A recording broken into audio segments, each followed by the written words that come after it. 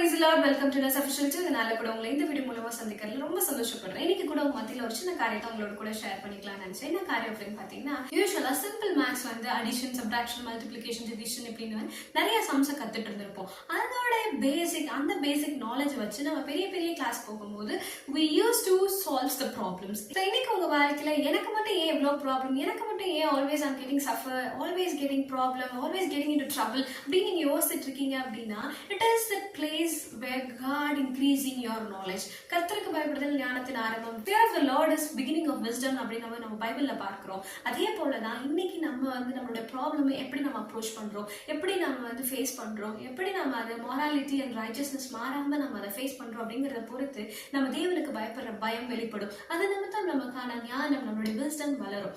இதுதான் சங்கீதம் 119 அதிகாரம் 98வது வசனத்துல நம்ம பார்க்கிறோம்.